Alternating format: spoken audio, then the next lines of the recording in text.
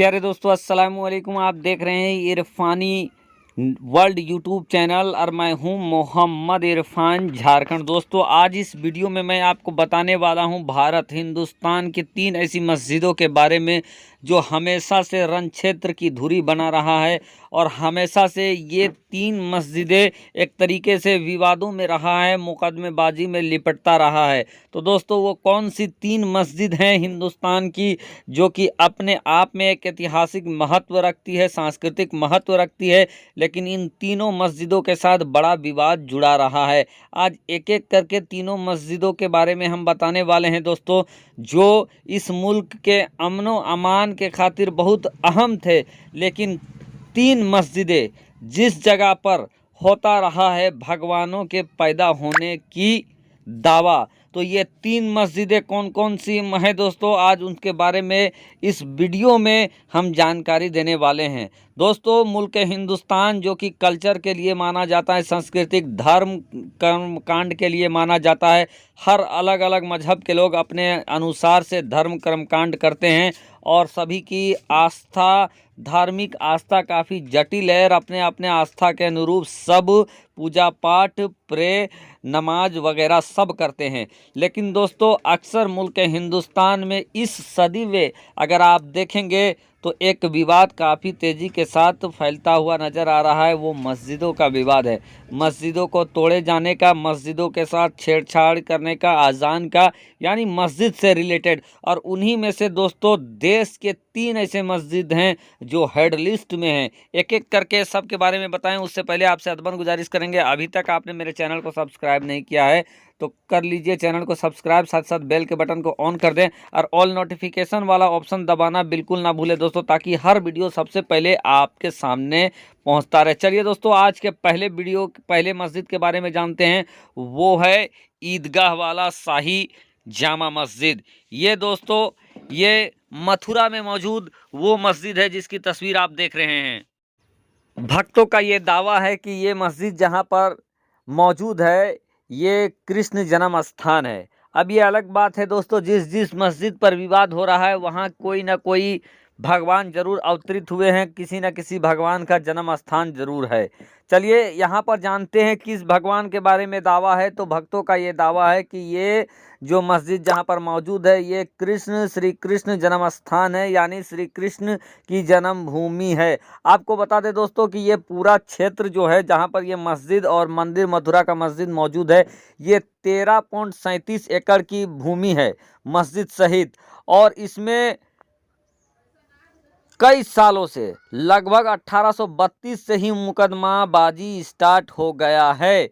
आपको बता दें कि ईदगाह के बीच पहला मुकदमा, यानी शाही मस्जिद ईदगाह के बीच पहला मुकदमा 1832 ईस्वी में शुरू हुआ था। तब से लेकर विभिन्न मसलों को लेकर कई बार मुकदमेबाजी हुई है और हर मुकदमेबाजी के बाद एक नया मुकदमा सामने निकलकर पेश आया है। आपको बता दें कि 1832 में पहला हुआ था और उसके बाद अताउल्ला खान ने 15 मार्च 1832 में कलेक्टर के यहाँ प्रार्थना पत्र दिया था, जिसमें कहा गया था कि 1815 में जो नीलामी हुई है उसको निरस्त किया जाए और ईदगाह की मरम्मत की अनुमति दी जाए। 29 अक्टूबर 1832 को आदेश कलेक्टर WUH टेलर ने आदेश दिया कि जिसमें नीलामी को उचित बताया गया और कहा कि मालिकाना हक पटनीमल राज परिवार का है।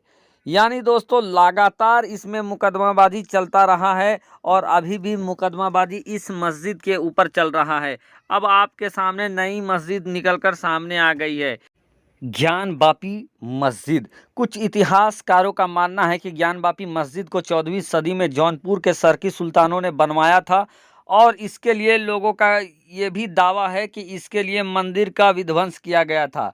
लेकिन आगे जब इसके बारे में आप तथ्यों को आप खंगालेंगे तो मिलेगा कि इतिहासकार इस तोड़वाने वाली बात से इनकार करते हैं। ये दावे साक्ष्यों की कसौटी पर खरे नहीं उतरते हैं कि जिसमें ये कहा गया है कि मस्जिद बनाने के लिए मंदिर को तोड़वाया गया है। ना तो सरकी सुल्तानों की ओर से कराए गए किसी निर्माण को साक्ष्य मिलते हैं और ना ही उनके दौर में मंदिर तोड़े जाने के। जहां तक विश्वनाथ मंदिर के निर्माण का सवाल है तो इसका श्रेय अकबर के नवरत्नों में से एक राजा टोडरमल को दिया जाता है, जिन्होंने 1585 में अकबर के आदेश पर दक्षिण भारत के विद्वान नारायण भट्ट की मदद से कराया था। वाराणसी स्थित काशी विद्यापीठ में इतिहास विभाग में प्रोफेसर रह चुके डॉक्टर राजीव द्विवेदी कहते हैं कि विश्वनाथ मंदिर का निर्माण राजा टोडरमल ने कराया था। इसके ऐतिहासिक प्रमाण भी हैं। यानी दोस्तों ये जो मंदिर है इसके पीछे भी विवाद लगा हुआ है। इसके पीछे भी ये कहा जाता है कि काशी विश्वनाथ मंदिर को तोड़वाकर सरकी सुल्तानों ने इसका निर्माण कराया था, लेकिन इसकी जब दावों के साथ पुख्ता सबूतों के साथ अगर सबूतों की कसौटी में इसको अगर नापा जाता है तो किसी भी तरीके का विध्वंस से इनकार किया जाता है। और इस तरीके का दावा दोस्तों खुद बीबीसी में छपा है। अब दोस्तों एक और ऐसी मस्जिद है जो सबसे ज़्यादा विवादों में रही और उस अल्लाह के घर को तोड़ दिया गया है। अगला नंबर जिस मस्जिद का आता है दोस्तों, आप समझ सकते हैं ये मस्जिद भी उत्तर प्रदेश में मौजूद थी और इस मस्जिद का नाम है बाबरी मस्जिद। 1527 ईस्वी इसका बताया जाता है कि 1527 ईस्वी में बाबर के सेनापति मीर बाकी ने इस मस्जिद का निर्माण कराया था और इस मस्जिद के निर्माण कराने के बाद उन्होंने अपने सुल्तान बाबर के नाम पर इस मस्जिद का नामकरण बाबरी मस्जिद कर दिया। दोस्तों भारत के इतिहास में ये मस्जिद सबसे ज़्यादा विवादों में रहने वाली मस्जिद बनी और इस मस्जिद को शहीद कर दिया गया 6 दिसंबर 1992 ईस्वी को। 30 सालों तक इस मस्जिद का मुकदमा चलता रहा और अंत में अपने जीवन काल के अंतिम यानी जिस जज ने इस मस्जिद का सुनवाई कर रहा था सुप्रीम कोर्ट में, रंजन गोगोई, जस्टिस रंजन गोगोई, पूर्व सीजीआई जस्टिस रंजन गोगोई, वो अपने नौकरी के अंतिम दिन इस बाबरी मस्जिद का सुनवाई किया और सुनवाई करने के बाद उन्होंने फैसला दिया कि मस्जिद की ज़मीन गैर मुस्लिमों को दे दिया गया, यानी हिंदू भाइयों को दे दिया गया और मुसलमानों को अलग से 5 एकड़ ज़मीन दिया गया। और इस मस्जिद के सुनवाई करने के बाद वो रिटायर हो जाते हैं और रिटायर के कुछ दिनों के बाद ही उसको भारतीय जनता पार्टी ने अपना एमएलए बना लिया, एमपी बना लिया, मेंबर ऑफ पार्लियामेंट बना लिया रंजन गोगोई को।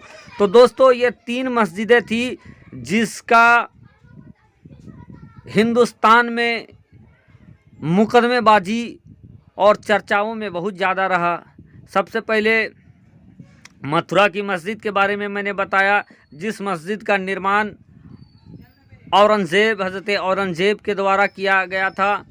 दूसरी मस्जिद सार्की शासकों के द्वारा और तीसरी मस्जिद बाबरी मस्जिद जिसको बाबर के सेनापति मीर बाकी ने कराया था। इन मस्जिदों का विवाद चलता रहा और अब भी चल रहा है।